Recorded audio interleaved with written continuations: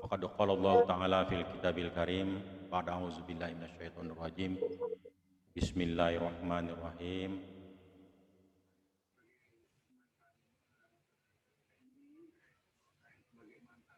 Wa ma arsalnaka illa rahmatan lil alamin.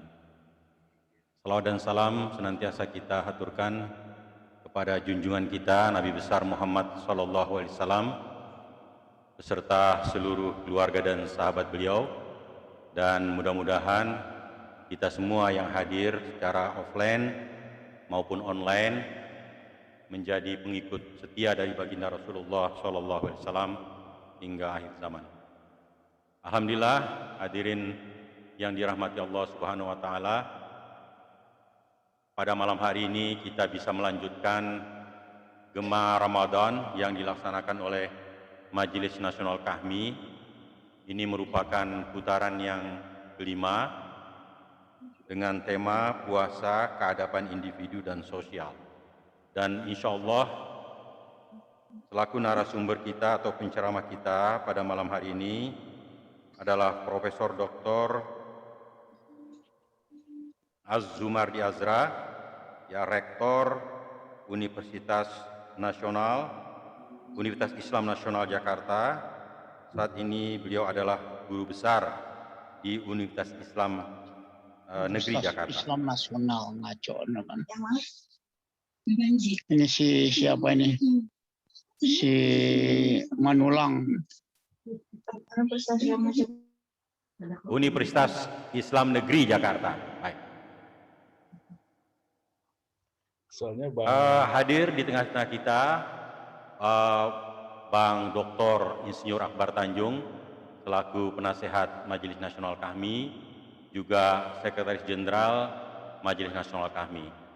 Untuk mengawali acara kita pada malam hari ini, kami mengundang Bang Sekjen Majelis Nasional Kahmi untuk memberikan sepatah dua patah kata.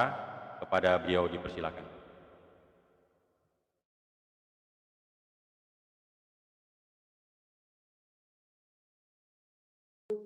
Bismillahirrahmanirrahim. Assalamualaikum warahmatullahi wabarakatuh.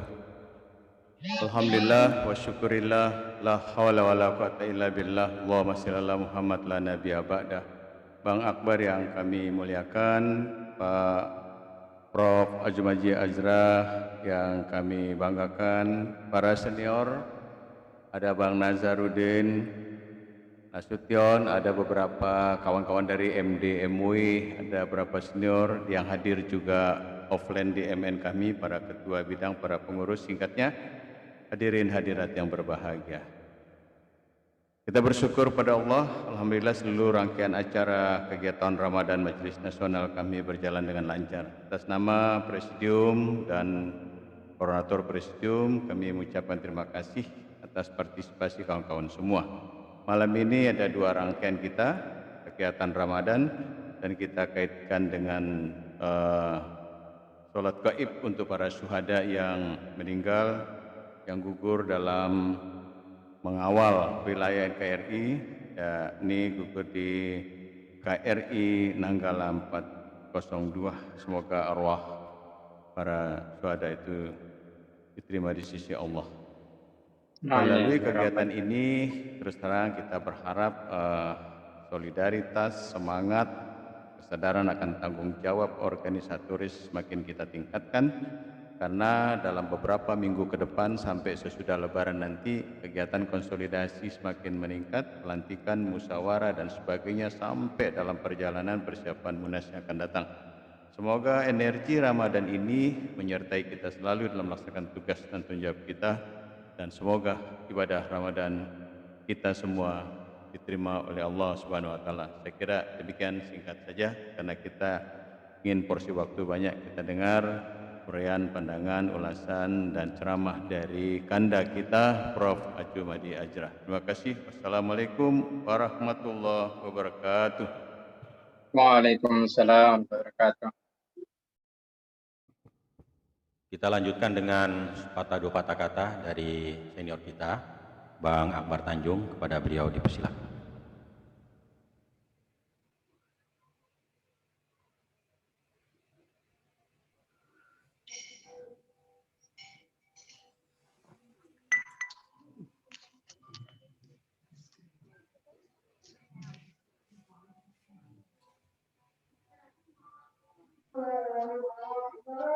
Bismillahirrahmanirrahim. Assalamualaikum warahmatullahi wabarakatuh. Waalaikumsalam warahmatullahi Alhamdulillah rabbil alamin. Wassalatu wassalamu ala asrofil anbiya'i wal mursalin. Sayyidina Muhammadin wa ala alihi wa sahbihi ajma'in, amma ba'du. Yang kita hormati penceramah kita pada malam hari ini, yaitu Profesor Ajumaji Azra, Guru Besar Universitas Islam Negeri, yang sangat juga kita hormati dan bahkan juga kita kagumi karena intelektualitas beliau, intelektualitas yang patut kita apresiasi. Saya termasuk salah seorang pembaca tulisan-tulisan beliau, terutama yang berkaitan dengan keislaman, keindonesiaan, dan juga tentunya ke masyarakatan. Keislaman yang beliau selalu sampaikan dalam tulisan-tulisan beliau mengingat saya kepada tokoh kita almarhum Nurholis Majid, dan tidak lain adalah Islam yang inklusif, Islam yang terbuka, Islam yang toleran, Islam yang moderat, wasatiyah, Islam yang juga berorientasi kepada kemajuan, serta Islam menghormati, menyembuhkan keanekaragaman bangsa kita. Sebagaimana yang termaktub di surat Al-Hujurat, ya ayuhan nas inna khalaqnakum min dzakarin wa unsa wa ja'alnakum syu'uban wa qabaila lita'arafu inna akramakum indallahi atqakum. Oleh karena itu saya mengajak kita semuanya, rekan-rekan dari Presidium kami nasional, anak adik-adik juga dari HMI, dan juga rekan-rekan warga kami yang hadir pada malam hari ini, marilah kita ikuti dan seksama ceramah beliau yang saya yakini pasti akan mendapatkan banyak hal yang kita peroleh dari ceramah yang akan disampaikan oleh beliau. Kita sangat memberikan apresiasi kepada beliau. Kita doakan semoga beliau tetap mempunyai peranan yang besar, memberikan pemikiran-pemikiran terkait dengan soal keislaman, keindonesiaan, dan juga kemajuan. Terima kasih. Billahi taufiq wal hidayah. Wassalamualaikum warahmatullahi wabarakatuh. Waalaikumsalam warahmatullahi wabarakatuh.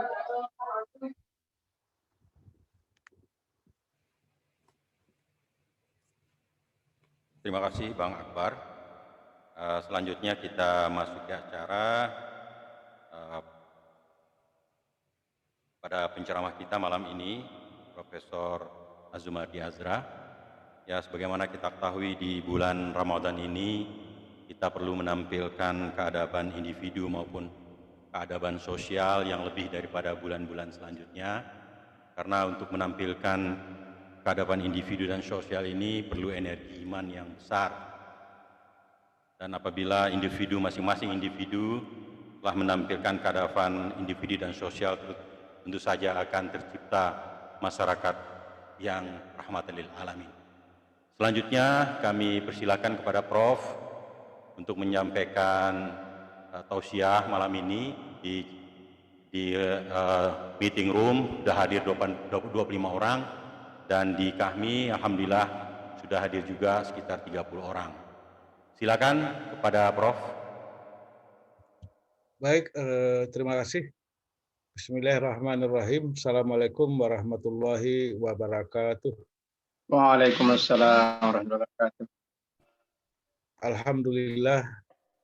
Alhamdulillahilladzi khalaqa ramadana mubarakan lil mu'minin. Asyhadu an la ilaha illallah wahdahu la syarikalah wa asyhadu anna Muhammadan abduhu wa rasuluhu la nabiyya ba'dah. Qala Allah Ta'ala fil Qur'anil Karim, a'udzubillahi minasyaitonir rajim. Wa kadzalika ja'alnakum ummatan wasatan litakunu syuhada 'alan nas. Shadaqallahul azim. Yang terhormat kakanda kita yang kita hormati, kita cintai, Bang Akbar Tanjung.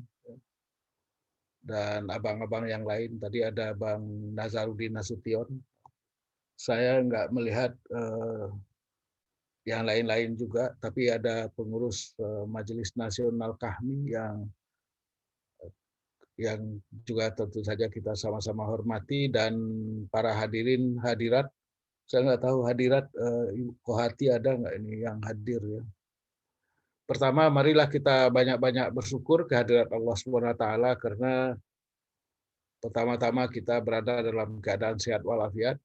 Sementara kita juga tahu bahwa banyak sekali orang yang tidak sehat terkena virus ya, yang meningkat kembali baik di Jakarta maupun di tempat-tempat lain. Mudah-mudahan kita selalu terlindung lah dari segala penyakit, segala mara bahaya itu ya. Amin ya rabbal alamin. Salawat dan salam kita panjatkan kepada junjungan kita Nabi besar Muhammad SAW. Mudah-mudahan kita selalu juga selalu mengikut apa yang telah disampaikan oleh Rasulullah Muhammad SAW. Terima kasih kepada Bang Akbar tadi yang memberikan catatan-catatannya. Mudah-mudahan Bang Akbar dan Ibu Nina juga selalu sehat walafiat ya. Kita doakan, selalu kita doakan. Pada malam hari ini saya diminta untuk menyampaikan tausiah mengenai bulan ibadah puasa dalam kaitannya dengan keadaban individu dan keadaban sosial ya. Ini jadi, tapi saya mungkin nggak akan bicara panjang-panjang ya, nggak lama-lama, mungkin ya maksimal setengah jam lah paling lama. Yang pertama memang ibadah puasa ini sangat kaya dengan nilai-nilai yang sangat positif baik dalam kehidupan kehidupan individu, kehidupan bermasyarakat, kehidupan berumat, berbangsa dan bernegara ya. Termasuk nilai-nilai yang terkandung yang disebut sebagai keadaban, adab ya. Adab itu salah satu bahagian dari ajaran Islam yang sangat penting. Adab itu tumpang tindih dengan akhlak, tumpang tindih dengan akhlak.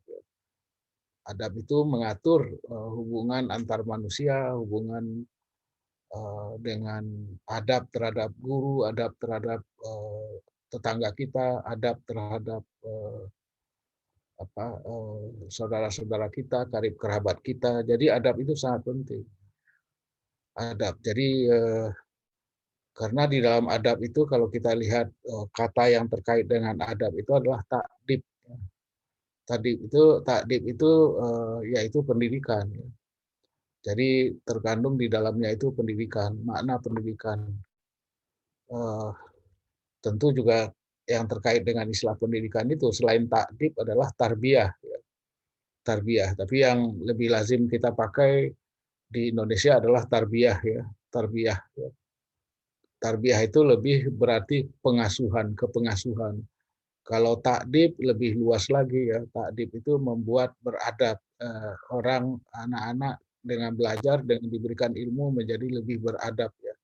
Itulah proses takdib, selain memberikan ilmu pengetahuan, tapi juga membentuk karakter, membentuk kepribadian. Jadi itu ya adab ataupun takdib itu ya. Kalau di dalam bahasa Indonesia istilah adab ini ya, tapi adab juga bisa berarti kesusastraan ya. Sesuatu segala yang halus menyangkut kesusastraan itu disebut dengan adab ya. Makanya kalau kita lihat di IAIN atau di UN itu ada namanya Fakultas Adab. Fakultas Adab itu fakultas kesastraan sebetulnya, kesusastraan gitulah kira-kira, hal yang terkait dengan kehalusan bahasa, kehalusan tulisan dan lain sebagainya. Ya, jadi itu dia kalau kita bicara mengenai adab, adab, dan kemudian yang populer dalam bahasa Indonesia itu adalah keadaban, keadaban, keadaban individu, keadaban sosial. Jadi keadaban individu itu tentu saja adalah nilai-nilai yang sesuai dengan ajaran Islam yang tumpang tindih dengan akhlak ya, dan kita tahu bahwa akhlak itu sangat penting di dalam Islam ya. Bahkan Rasulullah itu dikatakan tidaklah aku diutus Innama bu'istu liutammima makarimal akhlak. Tidaklah aku diutus kecuali hanya untuk menyempurnakan akhlak manusia. Ya. Akhlak itu ya terkait dengan akhlak baik terhadap pribadi sendiri, kita juga harus berakhlak sama diri kita sendiri, menjaga marwah diri kita sendiri, menjaga martabat diri kita sendiri, itu termasuk akhlak pada diri sendiri ya.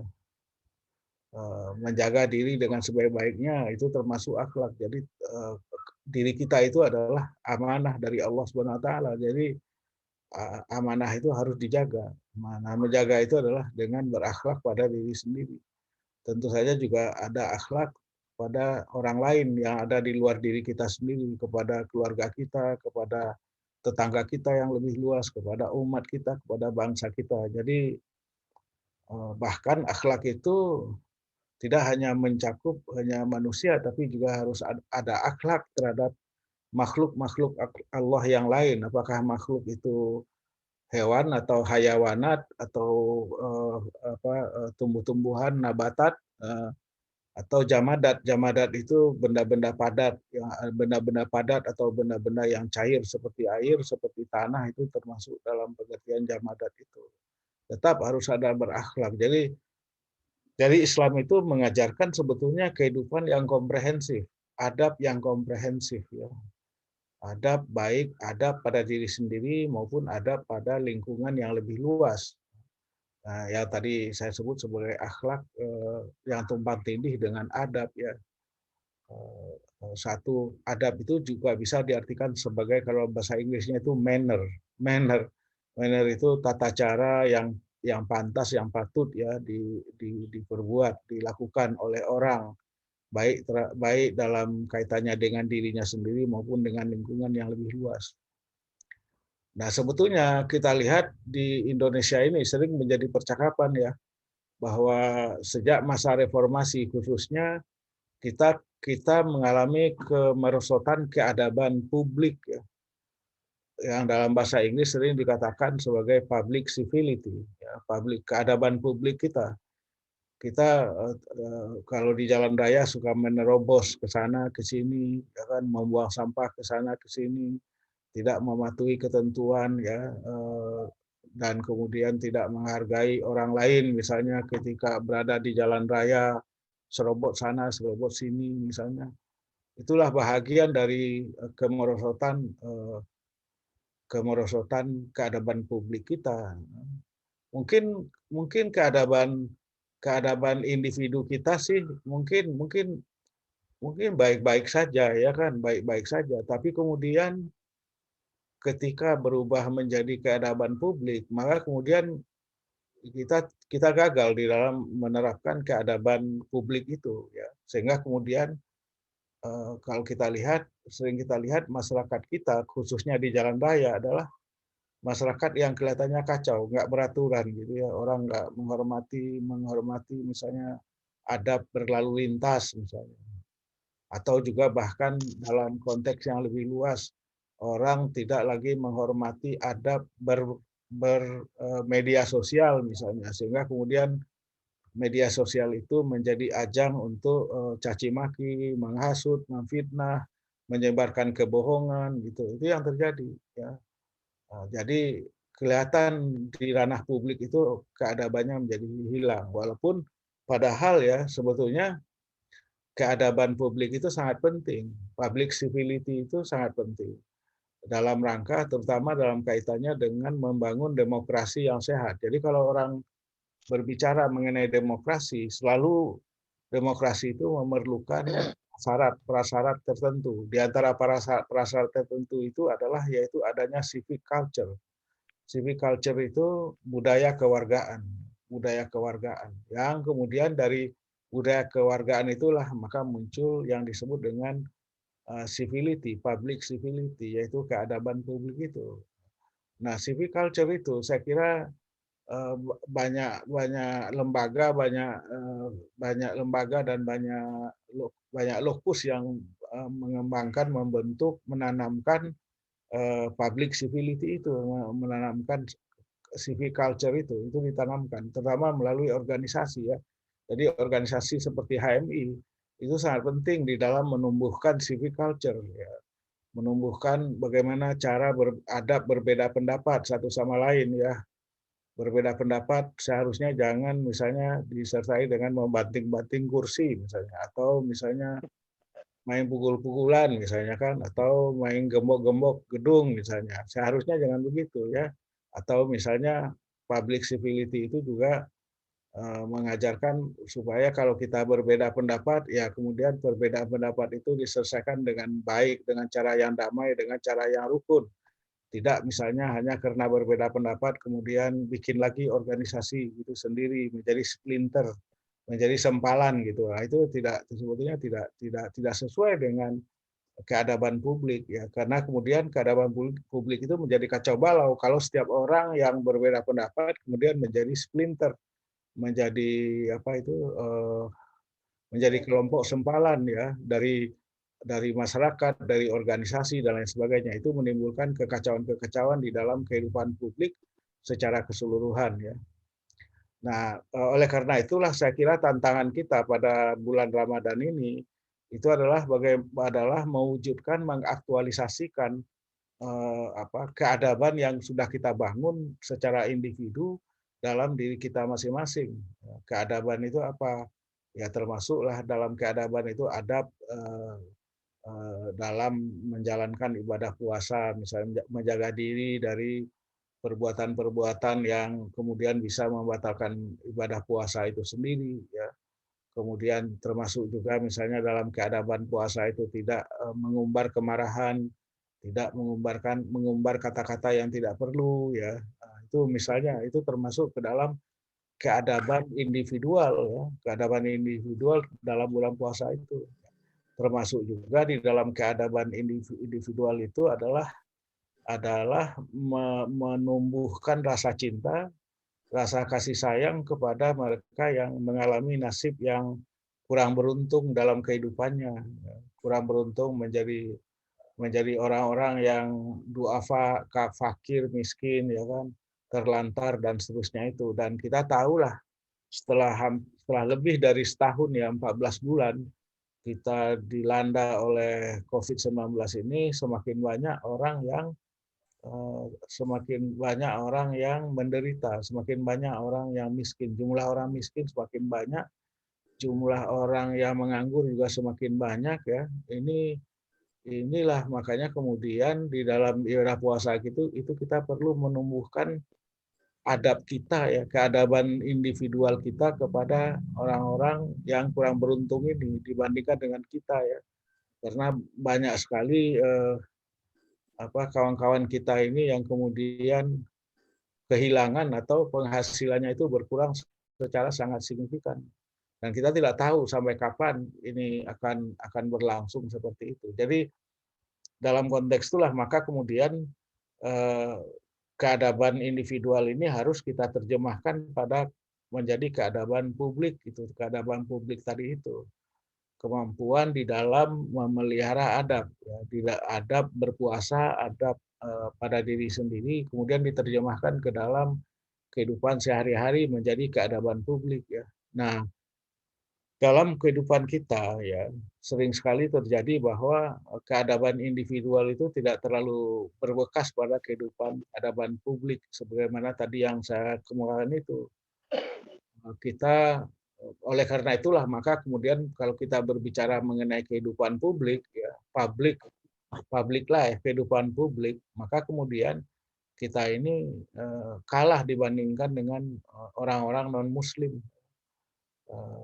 Kehidupan publik yang menyenangkan, yang membahagiakan, yang teratur itu yang sering disebut orang sebagai kehidupan publik yang menerapkan nilai-nilai Islamisitas. Islamisitas itu ternyata adalah negara-negara model Skandinavia. Negara-negara Skandinavia atau negara-negara model Selandia Baru ataupun Jepang, ya, di mana nilai-nilai keadaban baik keadaban individual itu memang diwujudkan, diterjemahkan, diaktualisasikan di dalam kehidupan publik, kehidupan ya. Orang misalnya dalam keadaban publik itu orang menghormati hak orang lain, ya kan, tidak main serobot sana sini, merobot sana, nyerobot sana sini misalnya. Juga kita melihat misalnya dalam keadaban publik itu eh, orang disiplin, ya kan, orang disiplin dalam kehidupannya sehari-hari itu disiplin, tidak tidak maunya sendiri, tidak mau enaknya sendiri, ya. Itu yang kita lihat di beberapa di negara-negara yang tadi menurut berbagai penelitian, berbagai survei itu menerapkan atau terlihat menerapkan nilai-nilai yang disebut sebagai nilai-nilai Islamisitas itu. Nilai Islamisitas itu antara lain tadi sudah saya sebut misalnya adalah berdisiplin, menjaga kebersihan, bekerja keras, mematuhi ketentuan-ketentuan dan lain sebagainya. Itu termasuk di dalam keadaban publik. Nah, kita di Indonesia ini, ya kita di Indonesia ini sejak tahun 1998-99 kita mengalami liberalisasi. Pertama liberalisasi politik sebetulnya, kemudian muncul demokrasi, tapi kemudian liberalisasi itu juga terjadi pada aspek kehidupan yang lain, termasuk dalam kehidupan sosial, budaya dan lain sebagainya, sehingga kemudian kehidupan publik kita itu menjadi seolah-olah kacau, ya, tidak menentu.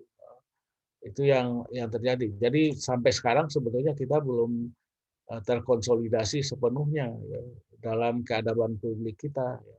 Keadaban publik kita itu seharusnya memang ditumbuhkan dari keadaban individual itu, keadaban individual yang kita kita biasakan, kita adopsi, kita biasakan sejak dari rumah tangga, dari keluarga. Jadi keluarga itulah yang menumbuhkan adab, ya, adab pribadi, adab individu yang kemudian adab individu ini diterapkan di dalam kehidupan sosial sehingga menjadi keadaban sosial. Inilah yang saya kira kita mengalami kelemahan karena keluarga-keluarga kita juga mengalami disorientasi atau mengalami disrupsi, mengalami gangguan-gangguan karena perubahan-perubahan yang sangat cepat di dalam berbagai bidang kehidupan, terutama di dalam bidang kehidupan, terutama dalam bidang teknologi, komunikasi, informasi, ya, dengan munculnya informasi instan melalui gawai, melalui media sosial, sehingga kemudian gangguan-gangguan itu kita alami juga. Anak-anak kita mungkin lebih senang pakai gawai, memegang gawai misalnya daripada belajar.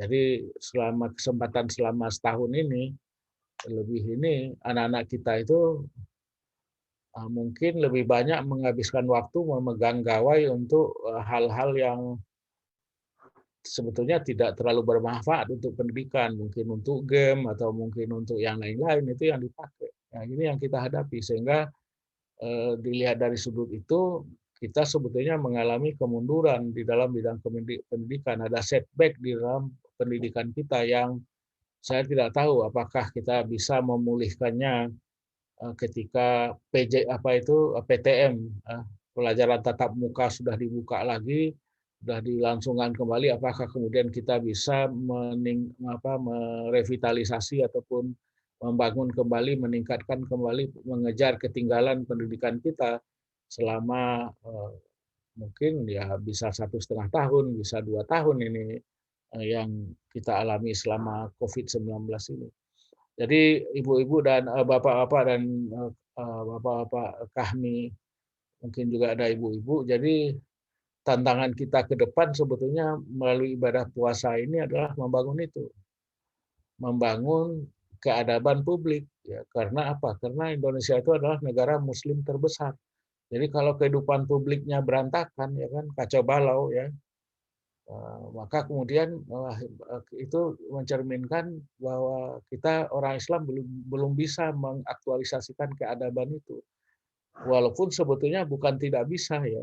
Sebetulnya banyak hal yang kita lihat pada berantakan, tapi sebetulnya bukan tidak bisa. Contoh yang konkret itu adalah bahwa ternyata orang Indonesia itu bisa beradab itu kalau naik kereta. Di kereta itu kan nggak, di kereta itu bisa ditertibkan, ya kan. Sekarang mungkin dalam waktu 10 atau sekitar itulah Itu sudah sangat tertib kereta itu, ya kan, malah mungkin lebih tertib dari misalnya di subway di New York atau underground di Tokyo misalnya, di London misalnya, bisa lebih tertib itu. Karena apa? Karena tidak bisa sembarangan orang masuk ke stasiun, ya kan.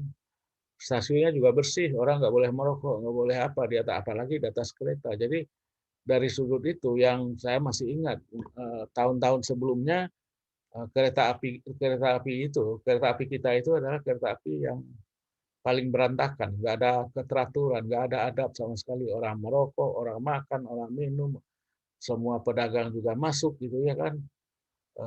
Di mana saja, di jalur mana saja, jalur ke Bekasi, jalur ke Bogor, jalur ke Rangkas Bitung sama, hampir sama semua gitu. Kira-kira 10-15 tahun yang lalu. Ternyata itu bisa ditertibkan, ya kan? Tertibkan, terutama pada masa itu Direktur PT Kereta Api KAI-nya itu Yonan, ya kan? Itu bisa ditertibkan dan sampai sekarang masih bisa bertahan. Saya kira ini contoh bahwa sebetulnya kita ini orang Indonesia itu bisa diajak untuk beradab, menegakkan keadaban, ya, itu keadaban publik itu bisa, bukan tidak bisa sama sekali, ya. Jadi tapi ya masih banyak yang harus kita lakukan, ya, masih banyak hal yang harus kita lakukan dalam rangka membangun dan menegakkan kehidupan keadaban publik itu. Tadi saya membacakan apa sebetulnya orang Indonesia itu kaum muslimin khususnya itu sebetulnya adalah orang-orang yang selalu bersikap akomodatif dan inklusif, ya.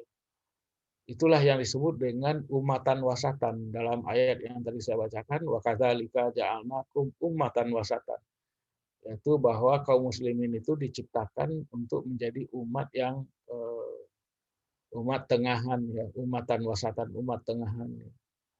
Litakunu syuhada 'alan nas, supaya bisa menjadi saksi bagi umat manusia yang lain, ya. Jadi orang yang sebetulnya orang yang memegangi nilai dan kemudian mempraktekkan wasatiyah, tawasud atau kemudian juga tawazun, selalu seimbang, mengikuti mizan, timbangan, kemudian iktidal, kemudian selalu berlaku adil, dan kemudian juga tasamuh, toleran, ya, inklusif. Itu orang yang sebetulnya memiliki potensi, memiliki segala sesuatunya untuk bisa menegakkan keadaban individual dan keadaban publik, ya. Orang-orang yang tidak menempuh sikap wasatiyah, artinya dia ekstrim ke kiri atau ekstrim ke kanan, itu tidak mungkin dia bisa menegakkan keadaban publik. Karena apa? Karena orang-orang seperti itu biasanya memaksakan kemauannya sendiri kepada masyarakat, kepada publik secara keseluruhan. Nah, kita beruntung di Indonesia ini sejak Islam yang berkembang di tanah air kita ini, khususnya ketika konsolidasi terjadi terutama pada abad 17, konsolidasi keislaman, pemikiran keislaman, praktek keislaman itu terjadi pada abad 17, maka kemudian kita itu kemudian menempuh paradigma yang tadi itu umatan wasatan itu, dan kemudian menerapkan Islam wasatiyah itu dalam berbagai kehidupan, dan puncaknya itu sering saya katakan adalah waktu kita mau merdeka, dan kemudian para pemimpin kita termasuk pemimpin Islam itu menerima Indonesia sebagai sebuah negara kesatuan yang berdasarkan Pancasila.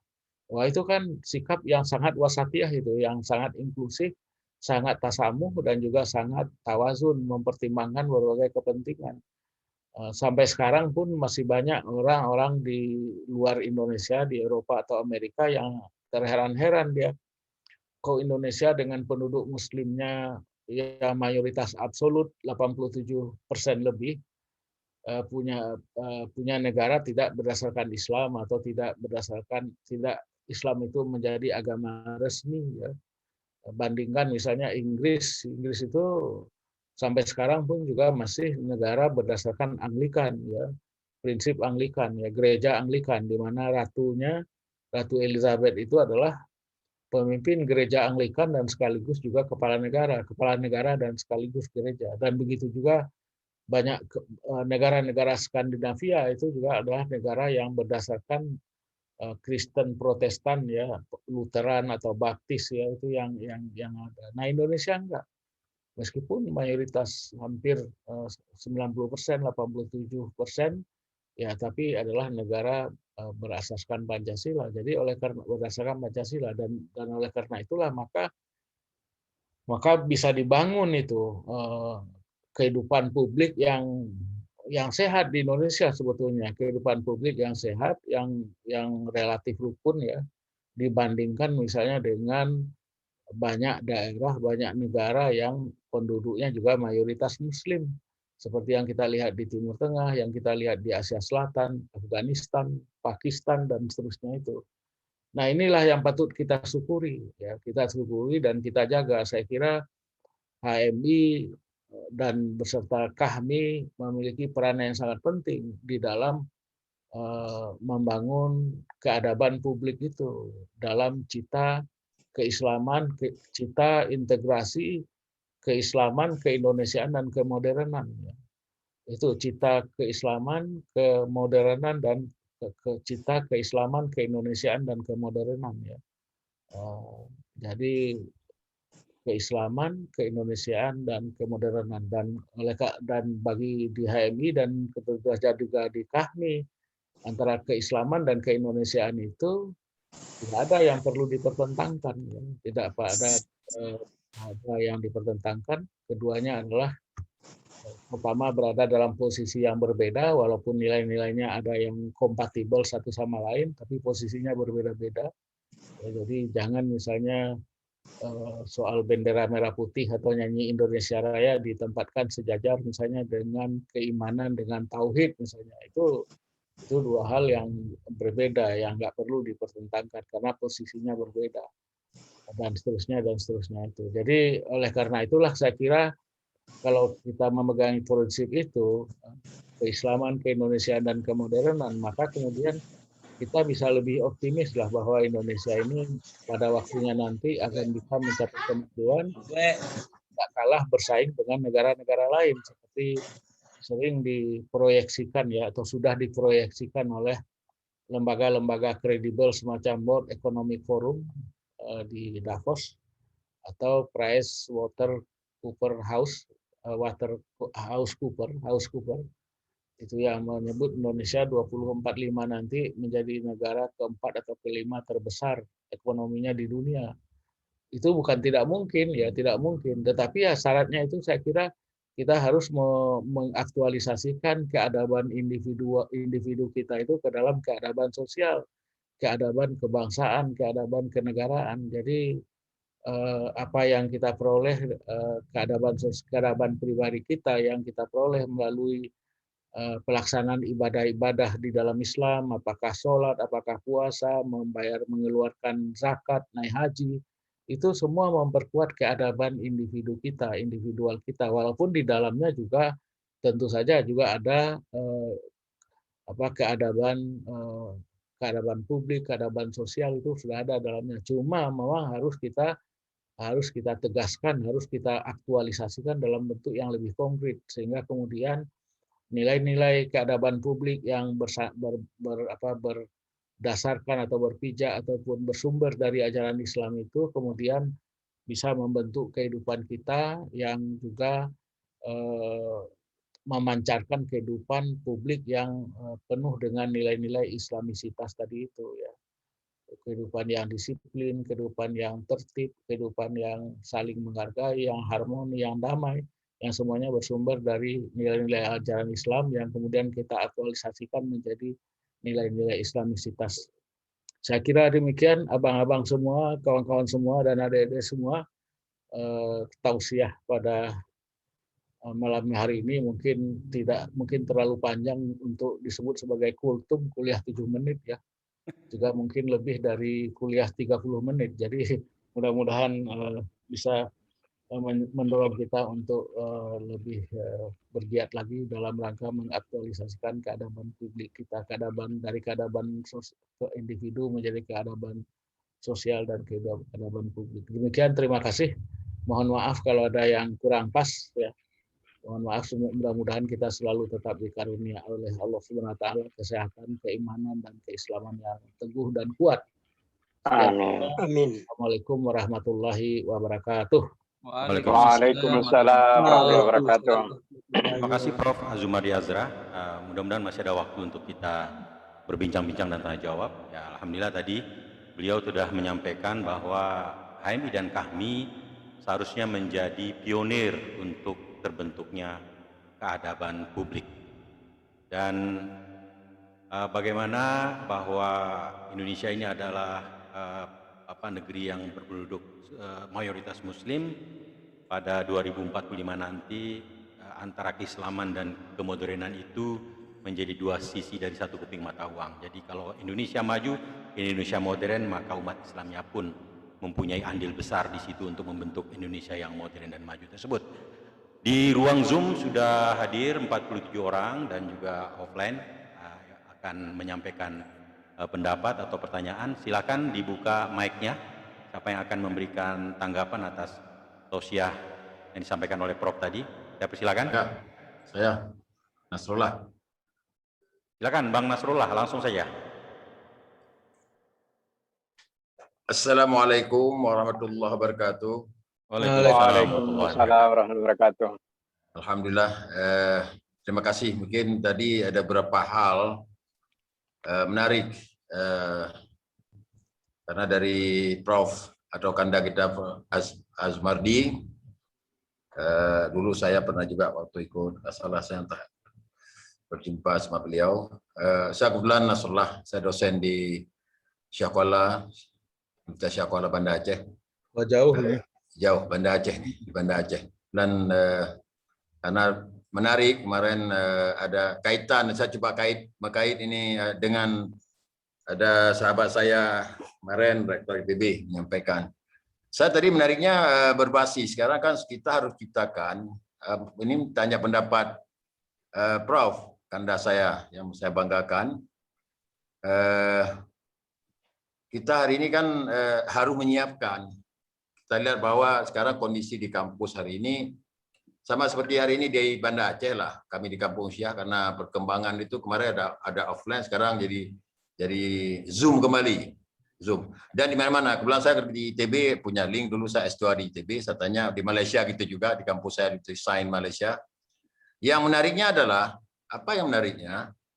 Ini kan kalau istilah dari Prof, dari Rektor, sahabat saya, Rektor IPB, dia kan adaptif. Sekarang berbasis IT. Kita lihat hari ini berarti kan harus dilakukan sebuah perubahan total sesuai dengan zaman. Senang tidak senang hari ini lahir kader-kader pada situasi yang berbeda dengan zaman saya. Zaman saya bulan dengan Bang Pipa Yoga sama kami berbeda. Dan hari ini kampus-kampus dengan situasi yang berbeda. Menurut saya sangat dipentingkan, tadi saya sepakat, dia diawali dengan ini sedikit saya gambarkan dari pribadi. Sama seperti katakan, uruslah dirimu, baru mengurus orang lain. Saya pikir kalau seperti kita yang udah ikut, bulan saya instruktur, pernah juga ikut kursus instruktur di cabang Jakarta dulu, udah advance training juga. Hari ini mungkin sebentar lagi mau profesor, sedang saya usulkan. Yang menarik menurut saya lihat hari ini, kondisi di kampus masing-masing. Kita coba tadi, menurut pendapat, apa yang bisa dilakukan dengan kondisi hari ini? Kondisi hari ini tadi sudah diberikan yang konkret, yang bisa menselaraskan. Ini kebetulan kita dari mungkin teman-teman dari akademik. Persoalan kita kan di HMI kan diciptakan memang banyak kader. Ada kader nanti dia akan berfollow up di politik. Seperti sahabat saya Anas atau Pipa Yoga. Saya di akademik. Kalau di akademik udah pasti dia kan harus minimal supaya ada kebanggaan dia. Langsung pertanyaan Bang Nasrullah. Pertanyaan saya adalah langsung aja, apa kira-kira bisa dilakukan menurut Prof yang kondisi hari ini konkretnya? Terima kasih. Yang berbasis sekarang kan harus ciptakan kader berbasis IT. Terima kasih. Baik. Oke, kita tampung dulu. Ada lagi yang lain? Abang-abang senior, Bang Nazar barangkali atau Bang Abidin Atau dari Jawa Barat, silakan. Oh, baik. Satu dulu ya, Bang Nasrullah. Ada yang offline? Tolong dibantu yang offline. Pakai mic saja. Ya, dari offline ini ada yang hadir di kami, Prof. Silakan. Mahdi. Sana-sana mic-nya, mic. Sayuti.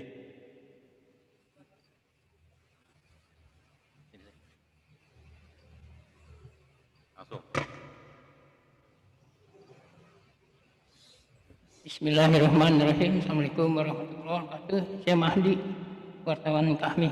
Waalaikumsalam Konfirmasi, Pak. warahmatullahi. Saya ingat pernyataan Profesor Dr. Yusril Idah Mahendra, bukan berarti saya apa-apanya dia gitu, bahwa dikatakan bahwa solusi Indonesia cukup sederhana, yaitu hanya dua, yaitu kepastian hukum dan keteladanan, Pak. Itu menurut dia gitu. Lalu tadi dikatakan juga sama Pak Jumardi Ajra bahwa kok orang luar negeri bingung dengan mayoritas Muslim Indonesia, tapi ajasnya bukan Islam gitu. Kan kita tahu bahwa di mana kalau di luar negeri di mana Islam minoritas terjadi genosid gitu. Pertanyaan saya adalah, apakah dulu ketika penentuan egaliter antar jumlah penganut agama, Islam misalnya 85%, yang lainnya sisanya gitu, itu apakah penentuan itu salah angka gitu, sampai sekarang Muslim di Indonesia tanda kutip terjolimi gitu, seperti HRS Habib Rizik Syihab. Terima kasih. Baik, cukup dua dulu ya. Ya, tadi dari Bang Nasrullah di Aceh menyoroti bagaimana apa yang perlu kita lakukan ketika kita lebih banyak online lah begitu menggunakan IT, bagaimana kita mentransformasikan keadaban individu ini ketika kita bermedia sosial atau kita berada di ruang Zoom kuliah, hubungan interaksi dosen dengan mahasiswa. Kemudian dari tadi Bang Mahadi ya disoroti soal perlunya kepastian hukum dan keteladanan, juga disoroti juga Indonesia ini adalah mayoritas Muslim tapi terus terzolimi. Mohon pencerahan dari Prof. Silakan Prof. Terima kasih Pak Nasrullah dan Pak Mahdi atas pertanyaan-pertanyaannya. Ya, saya kira memang kaderisasi bagi adik-adik kita ya kan, atau putra-putra kita, putra-putri kita di HMI maupun Kohati pada masa sekarang ini memang tidak bisa seperti yang pernah terjadi, seperti yang pernah saya alami atau Pak Nasrullah alami dulu ya. Dulu kalau dulu beda, dulu sama sekali beda sekali ya. Jadi mungkin kita harus mengembangkan, mengadopsi di HMI itu proses pembelajaran yang mungkin juga harus mengembangkan saya nggak tahu apakah ini terlalu tinggi atau tidak ya, yaitu kaderisasi berbasiskan Internet of Things, Internet of Things atau berdasarkan big data itu ya, berdasarkan proses-proses ataupun berdasarkan perlu dilakukan semacam digitalisasi di dalam proses kaderisasi. Jadi tidak bisa lagi hanya secara konvensional seperti yang lalu. Yang konvensional, yang tradisional masih bisa kita pakai, tapi pada saat yang sama saya kira kita harus memanfaatkan revolusi industri. Orang udah sering berbicara tentang revolusi industri 4.0 ya.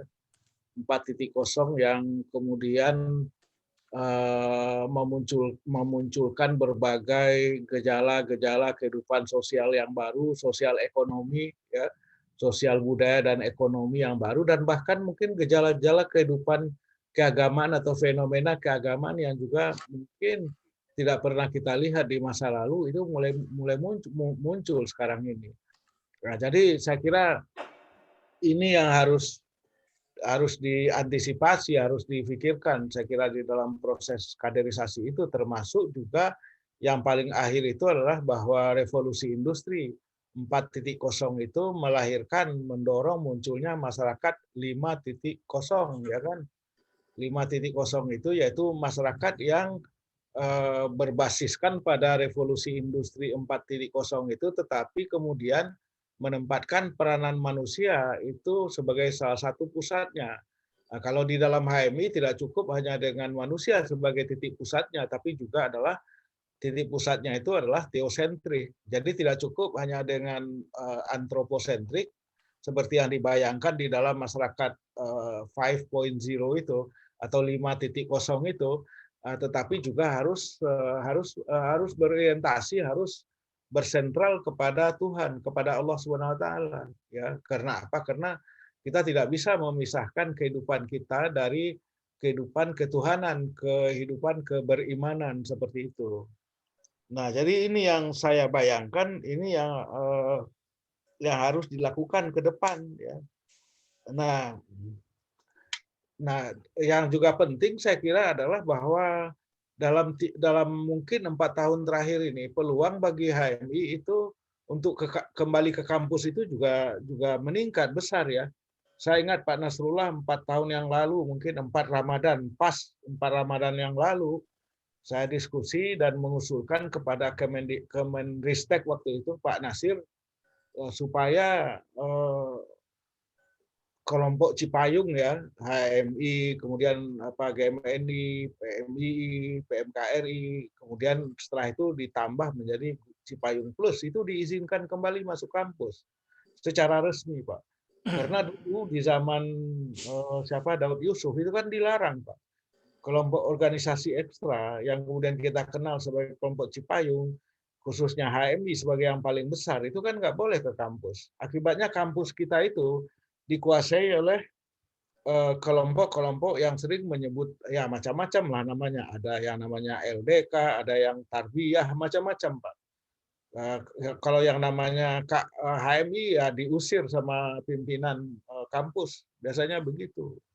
Sehingga kemudian pimpinan lembaga mahasiswa itu tidak pernah dipegang oleh HMI, ya kan, khususnya. Nah, tapi dalam dua tahun terakhir ini, 2 atau 3 tahun terakhir ini, setelah kemudian Kemenristek waktu itu Pak Nasir mengambil kebijakan, yaitu bahwa organisasi ekstra mahasiswa itu boleh kembali ke kampus, Cipayung Plus boleh kembali ke kampus, dan kemudian membentuk semacam unit kegiatan mahasiswa dalam rangka mengembangkan kehidupan kemahasiswaan yang paham, yang keagamaannya itu bersifat wasatiyah itu, Pak. Pancasila, kemudian wasatiyah dan sebagainya. Nah, sejak itulah di beberapa kampus kemudian kader-kader HMI itu bisa tampil lagi, termasuk di UI, Pak. Di UI untuk pertama kali sejak zaman Daud Yusuf, baru kemarin itu bisa tampil lagi. Saya kira itu juga terjadi di kampus-kampus yang lain seperti di IPB, atau kita perlu tanya sama Pak Arif Satria, saya nggak mengamati, tapi terjadi juga di UGM misalnya. Kita tahu bahwa ketua PBHMI kita yang baru terpilih itu juga aktif bukan hanya di HMI tapi juga di intra universitas, kan. Nah, jadi peluang-peluang ini semakin besar, dan saya kira HMI dengan pengalamannya yang panjang, saya kira bisa kembali mengambil kesempatan, tetapi dengan juga mengadopsi cara-cara baru, pendekatan-pendekatan baru, Pak Nasrullah. Ya. Jadi pendekatan-pendekatan yang mungkin yang lebih tadi itu lebih, kalau saya lihat misalnya pendekatan yang lebih empati, misalnya pendekatan yang lebih juga menekankan misalnya pendekatan agama, kan, karena HMI itu sering dikritik orang cenderung dalam tanda kutip sekuler misalnya, ya kan, tidak terlalu kurang tahlilannya, kurang zikirnya, ya kan, kurang wiridnya. Nah, itu mungkin perlu ditambah, Pak. Wiridnya harus ditambah, ya kan. harus semakin banyak di kalangan anggota HMI itu yang bisa baca Quran, bisa baca Quran dengan baik, kemudian bisa juga menjadi hafiz, kemudian bisa juga baca tahlil, memimpin tahlil, dan macam-macam.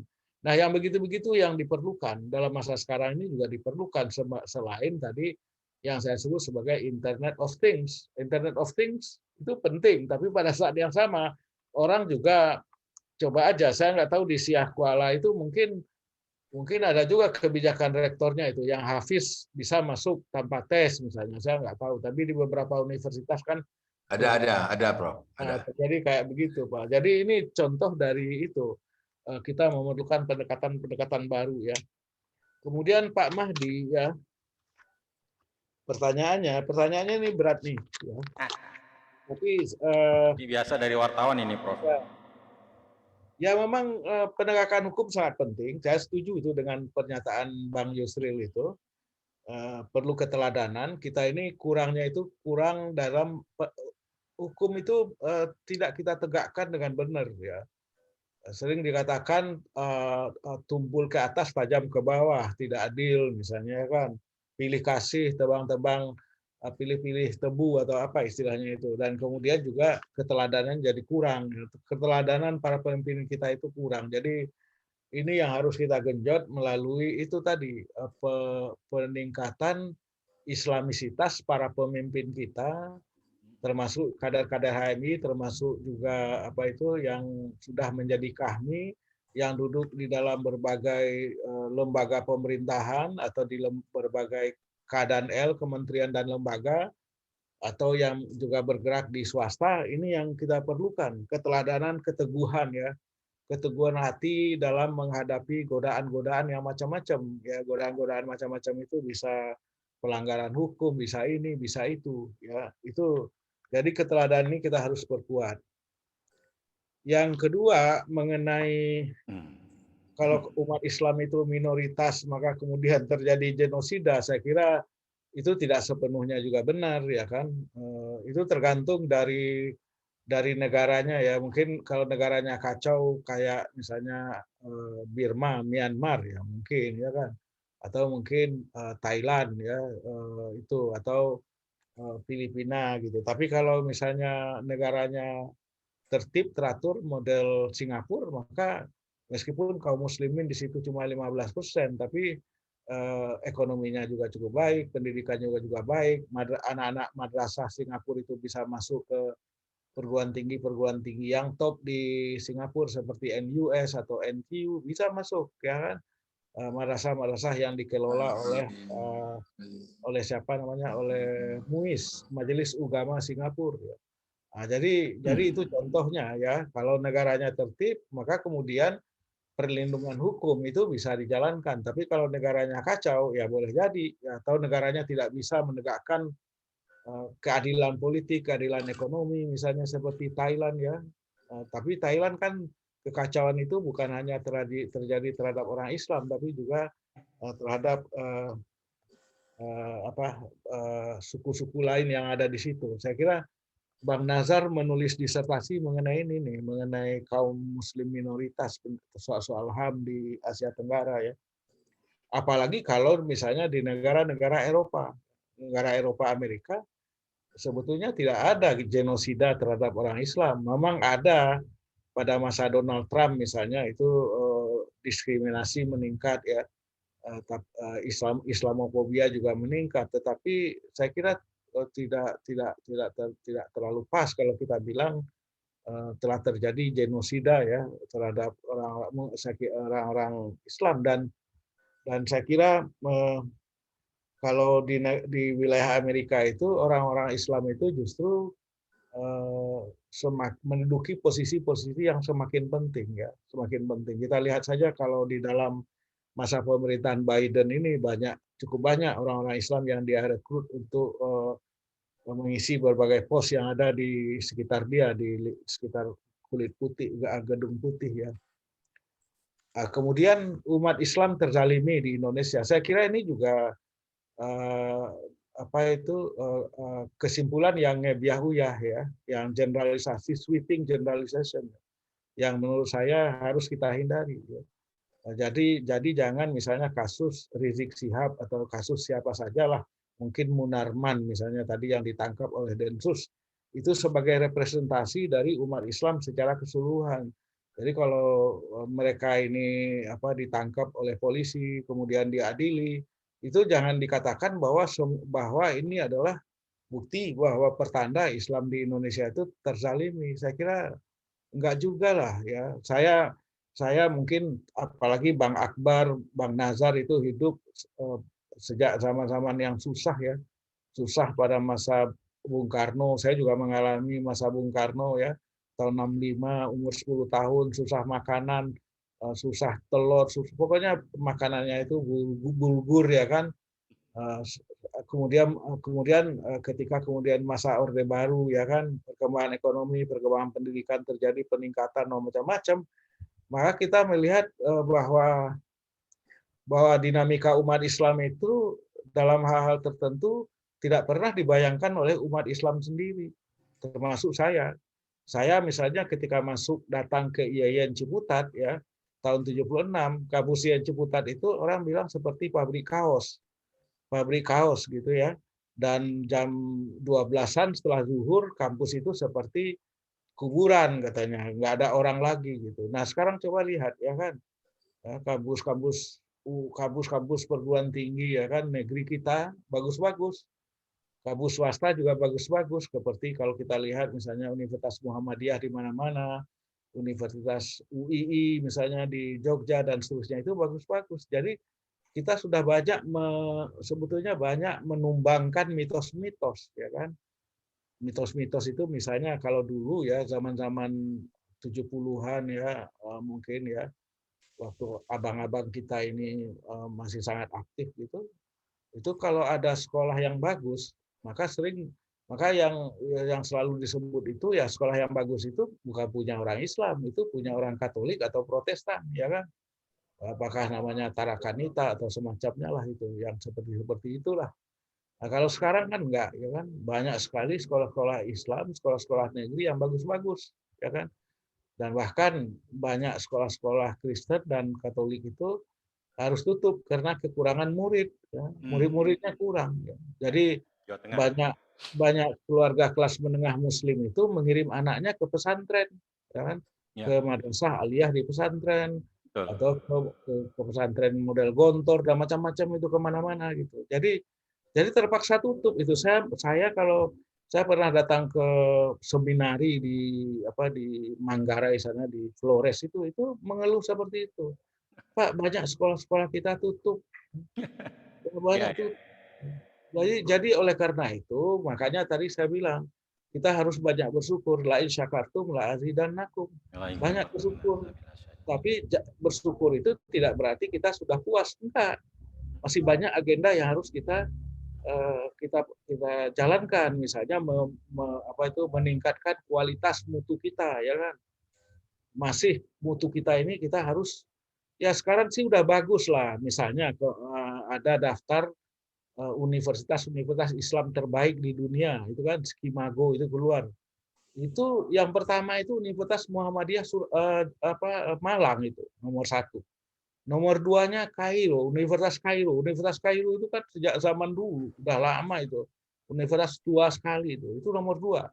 Nomor 3-nya satu universitas di Iran. Nomor 4-nya itu Universitas Muhammadiyah Yogyakarta. Nah, jadi kalau kita lihat seperti itu, ya kan sering orang bilang, kita ini ketinggalan dibandingkan Universitas Malaysia misalnya.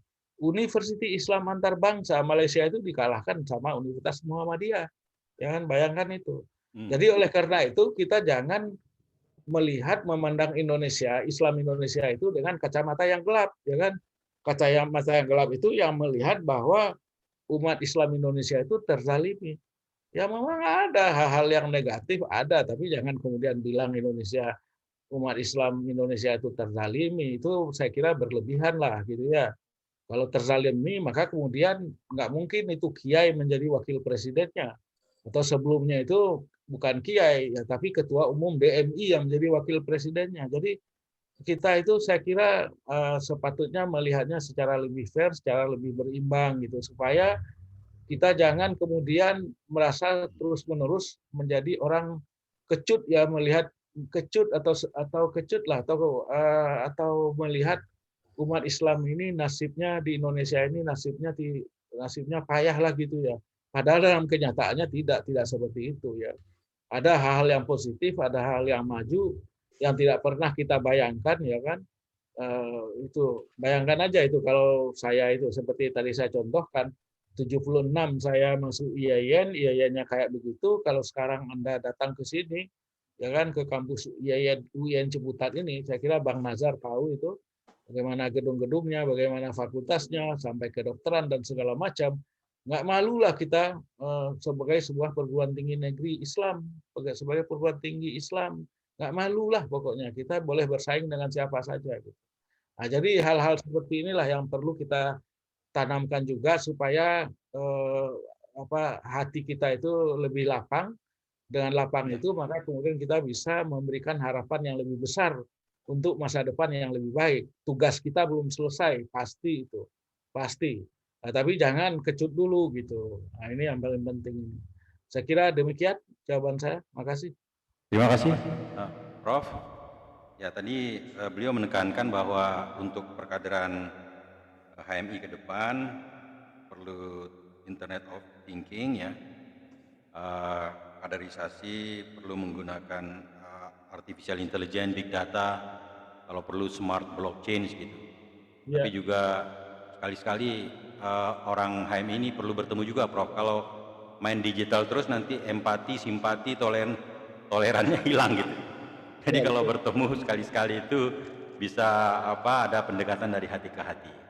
Ya, jadi silaturahim bisa dibuat hibrid dan perkaderan juga bisa dibuat hibrid, saya kira baik offline maupun online. Dan terpenting tadi beliau tekankan bahwa kader-kader HMI maupun KAHMI harus menguasai digitalisasi teknologi untuk masuki era 4.0 maupun masyarakat 5.1. Juga saya kira menggembirakan tadi Prof sampaikan, ya data saya yang saya terima ini bahwa di Jawa Tengah itu ada 500 sekolah Katolik yang tutup atau kekurangan murid. Apalagi di Indonesia bagian timur umpamanya ya, banyak juga sekolah-sekolah yang kekurangan murid karena memang orientasi dari masyarakat kita sekarang ini terutama kelas menengah muslim itu menyekolahkan anak ke pesantren atau ke universitas-universitas Islam yang tidak kalah dengan yang lainnya. Baik, di ruang Zoom masih ada, saya kira di chatroom banyak sekali pertanyaan.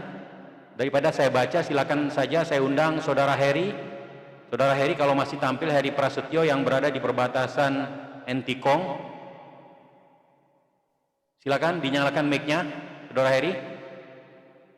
Oke. Atau senior yang lain yang ingin menyampaikan pandangan ya, tidak hanya pertanyaan tapi juga barangkali ada pandangan maupun pencerahan juga buat kita gitu, dan masukan-masukan baru atau pemikiran-pemikiran baru. Saya persilakan. Tidak ada ya? Assalamualaikum warahmatullahi wabarakatuh. Silakan. Irwanuddin. Di mana Bang Irwan sekarang ini? Apa di Ijmi atau di rumah? Di rumah. Ya ini Prof Bang Irwanuddin ini salah satu ahli fisika dari Ijmi KAHMI ini. Ini kalau soal atom segala macam ini beliau menguasai karena kelulusan Rusia ini. Silakan Bang Irwanuddin. Ya, bismillahirrahmanirrahim. Assalamualaikum warahmatullahi wabarakatuh. Waalaikumsalam. Pertama dan yang utama Kakanda Zumardi Azra yang saya hormati, saya cintai dan saya banggakan, dan juga khususnya kepada Kakanda Dr. Insinyur Haji Akbar Tanjung dan Sekjen Majelis Nasional kami Kakanda Manimbang dan moderator Bang Lukman Malanuang yang saya hormati dan saya banggakan. Terima kasih atas kesempatan yang diberikan. Mohon maaf tidak bisa hadir di KAHMI pada hari ini karena ada beberapa kegiatan. Ya, mungkin pada kesempatan ini hanya pertanyaan dan sedikit ulasan Bang Azumardi Azra. Mungkin saya mulai dengan beberapa hadis karena ini terkait dengan fenomena keadaban sosial saat ini yang terjadi di Indonesia. Ya, memang karena background saya dari teknik ya, dari energi, nuklir dan panas, sehingga mungkin sedikit panas melihatnya. Ya, jadi kalau Bang Lukman tadi sudah sedikit menjelaskan bahwa kondisi saat ini ada beberapa indikasi masalah kebenaran ilmu dalam peradaban Islam. Saya coba memetik dari beberapa kitab, yaitu kitab Qabursun Minan Nuri Muhammad SAW yang ditulis oleh Syekh Muhammad Fad Almat dari penerbitnya Al-Arabiyah tahun 1974, itu tentang masalah bagaimana peradaban sosial. Yang pertama, masalah kebenaran ilmu itu ditinjau dari segi iman, kemudian segi hukum, dan kemudian yang terakhir al-waqi atau biasa yang kita kenal dengan ijtihad para ulama. Tetapi itu berdasarkan fakta atau indera ini kita manusia. Nah, kondisi saat ini terjadi fenomena yang agak sedikit berbeda. Kalau keadaban individu, tadi kalau yang dipaparkan Kakanda, masalah seperti di HMI ataupun di KAHMI, ada sedikit orang melihat HMI atau KAHMI itu dalam tanda petik. Sehingga kalau Kakanda Jumardi Azra mengatakan harus sedikit ditambah dengan zikir atau wirid lah begitu. Nah, tetapi hal itu saya melihatnya itu kan hanya dilihat dari beberapa orang saja, tidak semuanya orang ini ya, HMI, kader-kader HMI atau alumni HMI, tidak semuanya seperti itu, bahwa bisa dikatakan liberal atau kapitalis. Tetapi ada hal yang mungkin sedikit saya menyoroti adalah masalah keadaban sosial, Kakanda. Karena hampir hari ini kita melihat bahwa sepak terjang umat Islam dalam masalah hal kebenaran keadaban ilmu itu sedikit mengalami perubahan. Jadi ketika iman syar'i atau hukum Islam itu dibalik dengan al-waqi atau aktual, faktual, dengan melihat suatu fenomena, itu tidak ditinjau lagi dengan masalah iman dan syar'i dan hukum. Lebih dikedepankan adalah masalah keilmuan. Sehingga sedikit bergeser, beda dengan zaman ketika zaman Romawi. Kita melihat seperti Galileo pernah berbenturan dengan pihak gereja, yaitu masalah teori heliosentris dan geosentris. Nah, ini menjadi sebuah fenomena di dalam kalangan lingkungan gereja. Dan itu Galileo pun ditangkap. Pada hari ini, kita melihat juga suatu fenomena di Indonesia khususnya, itu para aktivis yang melakukan pergerakan karena mengkritik beberapa hal yang tidak sesuai dengan pemikiran-pemikiran yang terjadi di Indonesia, khususnya dalam hal masalah keadaban sosial. Saya ingin meminta penjelasan atau suatu tinjauan analisis dari Kakanda Prof. Azumardi Azra, seperti apa Kakanda melihat keadaban sosial yang terjadi saat ini dengan tinjau perspektif keilmuan maupun keimanan dari kondisi saat ini di Indonesia. Mungkin itu saja Kakanda. Terima kasih. Assalamualaikum warahmatullahi wabarakatuh. Terima kasih Bang Irwanuddin. Saya kira simpel tadi pertanyaan, uriannya tadi agak panjang di depan. Saya kira sudah bisa ditangkap oleh Prof. Silakan Prof. Ya, sebetulnya terima kasih Pak Irwanuddin ya. Ya, sebetulnya kalau zaman sekarang ini ya, sebetulnya ya zaman sekarang ini tidak terlalu di Indonesia khususnya tidak terlalu banyak apa ya, ketidaksesuaian atau inkompatibilitas di antara hal-hal yang terkait dengan keimanan atau dengan realitas, dengan waqi, ya al-waqi, ataupun kemudian juga dengan keadaban publik ya. Sebetulnya secara konseptual, secara paradigmatik tidak ada perbedaan yang prinsipil ya. Karena kalau di Indonesia sebetulnya semakin berbeda dengan tradisi di dalam agama Kristianitas seperti tadi disebut dengan Galileo, maka di dalam Islam sebetulnya tidak pernah terjadi konflik yang sangat tajam antara dunia keilmuan dengan katakanlah dengan agama, dengan keimanan, dalam hal ini dengan gereja gitu. Di dalam tradisi Islam tidak pernah terjadi seperti itu, walaupun pada abad 13 itu pernah terjadi para ulama mendorong ataupun tidak mendorong lah terjadinya pengembangan pemikiran keilmuan secara rasional dan juga secara empiris gitu. Jadi itu, tapi dalam masa-masa sekarang, masa modern ini di Indonesia itu tidak banyak masalah sebetulnya karena para ulama kita itu semakin menyadari ataupun secara diam gitu, secara diam sebetulnya menyetujui perkembangan keilmuan ya, keilmuan yang berguna dalam rangka membentuk kalau kita sebut keadaban ya, keadaban itu terkait juga dengan peradaban tentu saja ya. Jadi untuk membangun keadaban dan sekaligus peradaban yang tinggi. Di Indonesia tidak pernah ada terjadi perdebatan misalnya mengenai penggunaan jenazah atau kadaver. Kalau di Fakultas Kedokteran disebut kadaver. Jenazah itu dipotong-potong atau kadaver itu dipotong-potong ya. Nah, kalau dalam fikih yang klasik ya fikih katakanlah abad 13-14 itu tidak boleh memotong-motong jenazah, itu tidak boleh. Ya, itu yang saya sebut tadi itu. Zaman yang lampau itu mungkin ada hal-hal yang tidak kompatibel di antara agama dengan ilmu ya, sehingga kemudian mengakibatkan peradabannya nggak bisa berkembang ya. Bang. Ya. Bang. Yuk. Ya. Sudah. Apa? Sudah. Ini sih Bang. Ke rumah Bang. Itu kayaknya ada yang nyala itu mic-nya itu. Tolong di unmute dulu. Silakan Prof, sedikit lagi. Ada suara yang masuk. Jadi oleh karena itu zaman sekarang ini peluang bagi umat Islam untuk maju itu sebetulnya cukup luang, cukup besar. Walaupun juga ada muncul konservatisme baru, tapi kecil-kecil aja gitu yang tidak cocok dengan kemajuan paradigma ataupun kemajuan ilmu pengetahuan sekarang ini yang itu sangat penting dalam membangun peradaban. Misalnya ada yang di kalangan umat Islam sedikit yang menolak bahwa bumi itu bulat. Menurut mereka bumi itu flat, datar misalnya, kayak begitu itu. Atau misalnya juga dalam sekarang ini ada yang menganggap bahwa vaksin itu tidak perlu misalnya kan.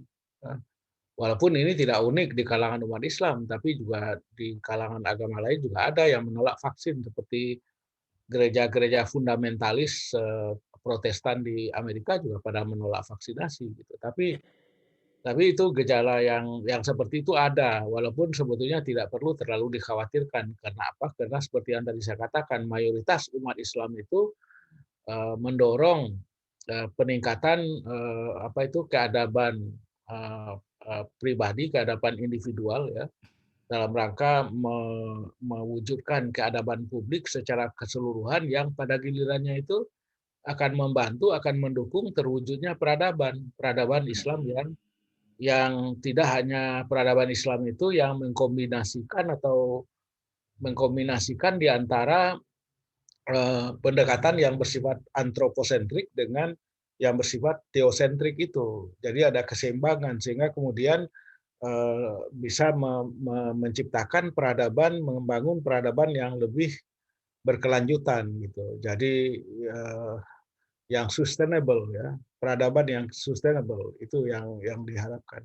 Saya kira begitu jawaban singkatnya. Mungkin nggak? Ya. Terima kasih Kakanda Prof. Yuk, makasih. Sudah cukup ya, sudah cukup puas Pak Irwanuddin. Sudah. Kalau agenda kita sih sebetulnya sampai pukul 21 ya, kita sudah lewat 23 menit ini. Saya kira nanti kita bisa berdiskusi secara informal dengan Prof.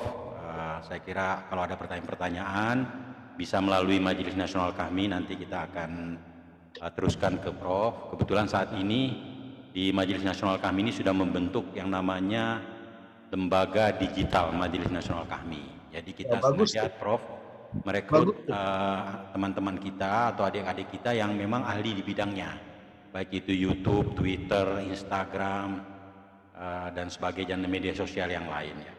Nah, sebetulnya kalau bicara soal digitalisasi ini bagi orang Islam saya kira bukan sesuatu yang baru gitu ya. Karena saat ini setiap saat ya kita selalu dikawal oleh malaikat kan. Dan itu malaikatnya hitungannya tidak pernah salah. Catatnya juga nggak pernah salah. Gitu. Ya kan? Ada malaikat bongkar nangkir. Kemarin saya berdiskusi dengan ahli artificial intelligence dari ITB, dia bilang kalau pakai smart blockchain itu bisa hitungan detik. Nah kalau malaikat itu di atas detik itu hitungannya dalam rangka menghitung, mendata seluruh perilaku-perilaku kita gitu. Jadi sebetulnya tidak ada celah bagi umat Islam ini apalagi orang kami untuk menyimpang dari keadaban individu maupun dari keadaban sosial. Saya kira itu. Kemudian yang terakhir tadi soal peradaban, saya kira untuk membangun peradaban yang gemilang syaratnya hanya dua, saya kira adalah keimanan dan keintelektualan. Itu adalah penopang daripada peradaban, dan mudah-mudahan umat muslim di Indonesia ini menjadi pilar dari peradaban di masa depan untuk Indonesia. Demikian saya kira diskusi kita, tausiah kita dan diskusi kita pada Gema Ramadan malam hari ini. Ucapan terima kasih yang sebesar-besarnya kepada Prof. Azumardi Azra dalam kesibukan beliau sempat menyempatkan diri untuk hadir di tengah-tengah kita di bulan yang suci ini ya. Terima kasih Prof. Tausiahnya sangat menarik ya Prof.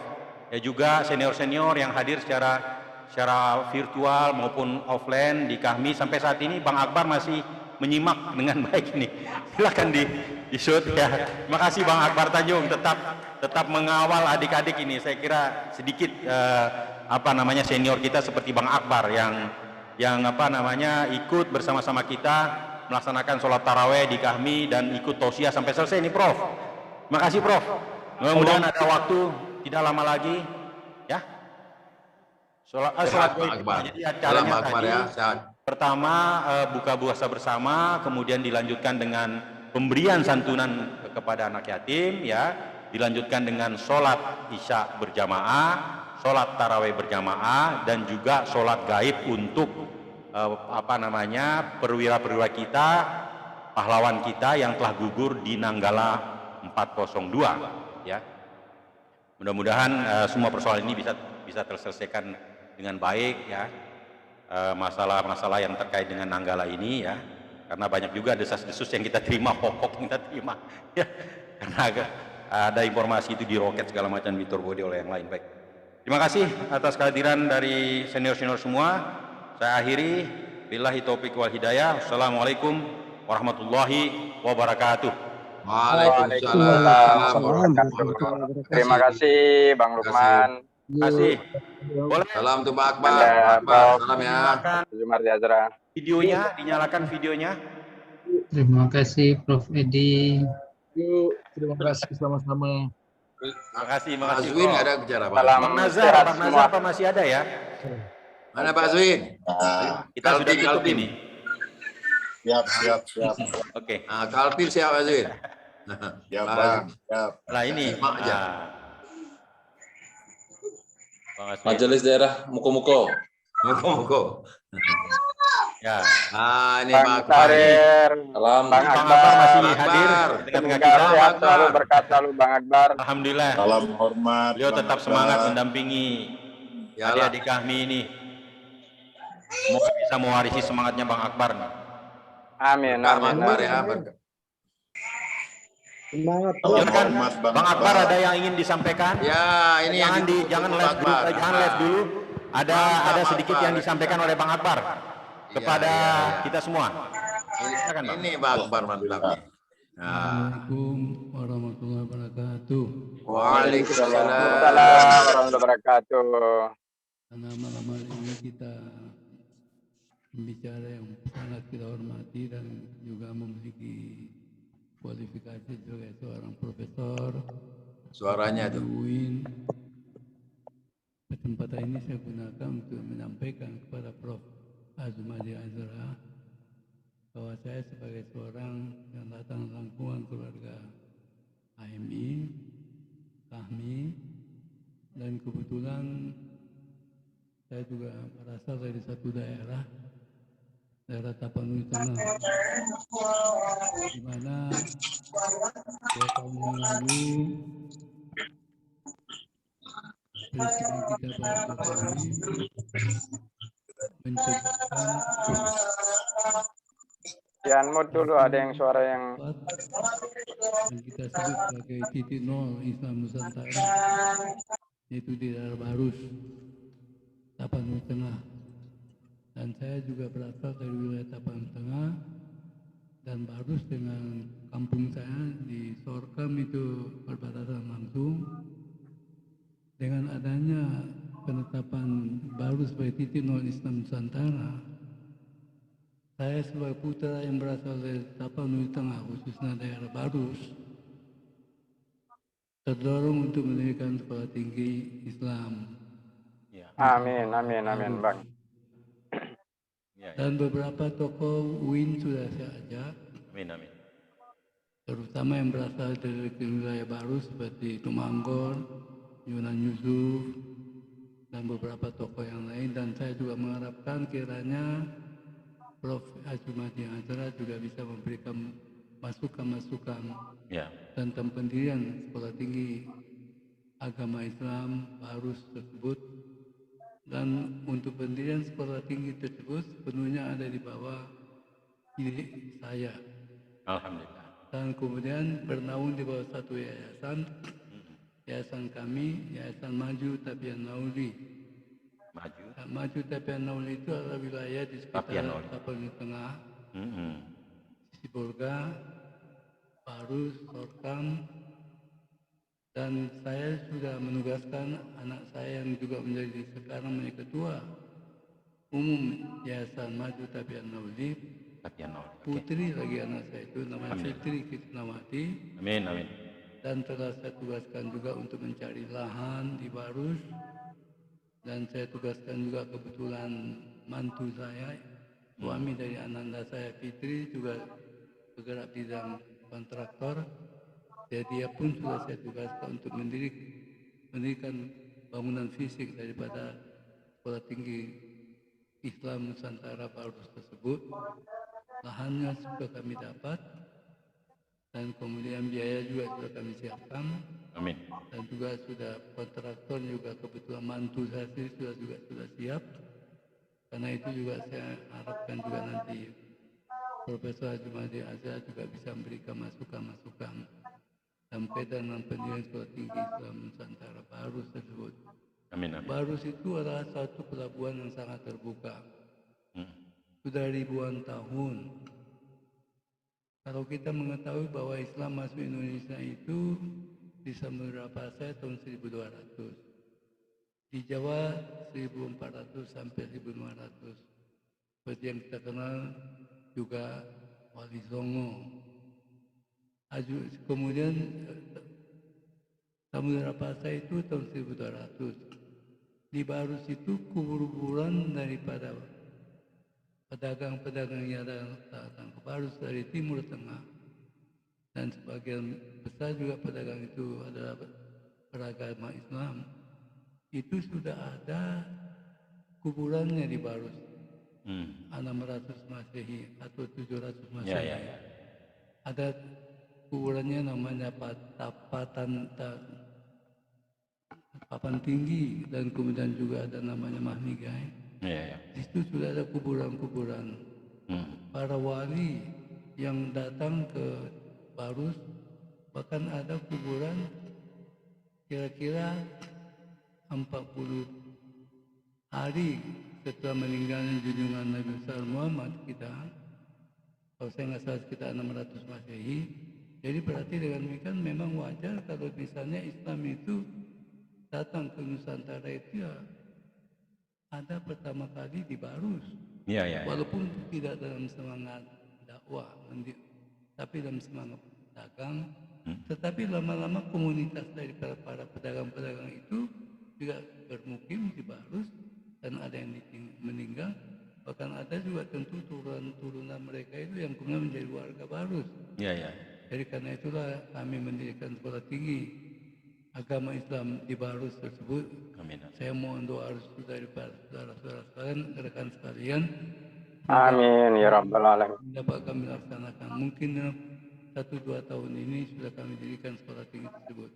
Dan saya juga secara pribadi mengharapkan kiranya Profesor Ajumaji Hazra bisa menjadi salah seorang guru besar yang nanti akan memberikan pelajaran di Sekolah Tinggi Agama Islam baru tersebut, karena Prof. Ajumaji Hazra saya pribadi juga sangat respect, sangat juga memberikan apresiasi. Oleh karena itu saya harap juga nanti Prof. Ajumaji Hazra juga berkenan untuk menjadi salah seorang guru besar atau pengajar di sekolah kami. Untuk itu barangkali Prof. Ajumaji Hazra ingin melakukan perkembangannya, saya kira bisa berkomunikasi dengan Prof. Temanggol, kemudian Fuad Yunan Yusuf, dan juga seorang profesor baru yang sekarang ini baru dilantik, Profesor Sahid.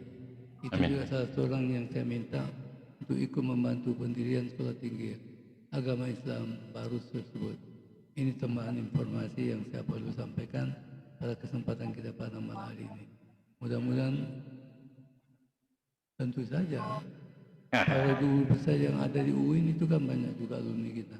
Kalau memang ada alumni kita memberikan spesifikasi dalam mata pelajaran tertentu, kenapa tidak? Maka sementara itu makanya Ajumaji Hazra itu saya harapkan nanti suatu waktu juga mengajar. Karena saya termasuk orang yang selalu mengikuti tulisan-tulisan beliau. Dan saya merasa bangga seorang alumni kita, seorang intelektual, sangat memahami masalah-masalah Islam dan juga memahami masalah-masalah sejarah. Oleh karena itu saya berpendapat beliau juga pantas bila mana nanti menjadi pengajar di Sekolah Tinggi Islam baru tersebut. Itulah kesempatan ini yang saya juga gunakan. Insya Allah Profesor Ajumaji Hazra nanti berkenan untuk menjadi staf pengajar di Universitas baru itu. Paling tidak Prof bisa nanti kontak pertama Prof Temanggol, kedua Prof Yunan Yusuf, Prof Sahid dan beberapa profesor yang lain. Saya kira itulah sebagai satu informasi dan masukan yang perlu saya sampaikan, karena kami, yayasan kami, tadi yang saya sebut Yayasan Maju Tapian Nauli itu, kami sudah punya sekolah SMA unggul Maju Tapian Nauli yang didirikan waktu itu sama-sama saya dengan Pak Faisal Tanjung pada tahun 94. Dan sekarang sudah 20 tahun lebih. Kemudian yang kedua sekolah tinggi yang ide saya sendiri, yaitu Sekolah Tinggi Perikanan dan Kelautan di Sibolga juga, di dekat Matauli juga, di Pandan namanya. Dan itu ide saya sebenarnya, dan itu sudah berjalan dengan baik. Join kerjasama dengan Universitas Riau karena mereka punya Fakultas Perikanan dan Kelautan. Dan tahun depan ini sudah alumni sudah selesai, sudah tamat, dan kemudian dilanjutkan lagi dengan Sekolah Tinggi Islam Nusantara baru tersebut.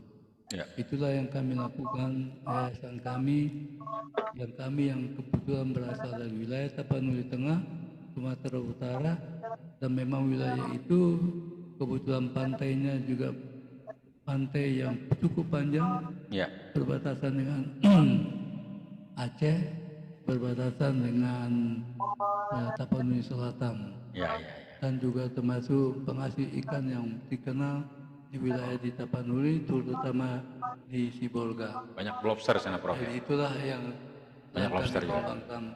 Insya Allah gagasan kami ini dapat dilaksanakan dalam tahun-tahun yang akan datang. Amin. Saya kira demikian. Amin. Terima kasih. Billahi taufiq wal hidayah. Assalamualaikum warahmatullahi wabarakatuh. Waalaikumsalam warahmatullahi wabarakatuh. Datang dari lingkungan AMI, insya Allah yakin usaha sampai. Amin. Prof Azumardi Hazra masih monitor, tolong di spotlight ada. Oke. Nanti kita akan menyampaikan pesan Bang Akbar kepada Prof. Semoga beliau berkenan menjadi guru besar di Universitas Islam Nusantara. Baik, saya kira cukup ya. Cukup. Terima kasih sekali kepada Bang Akbar yang masih hadir di tengah-tengah kita meskipun sudah hampir pukul 10 malam ini. Saya akhiri, billahi taufiq wal hidayah. Assalamualaikum warahmatullahi wabarakatuh.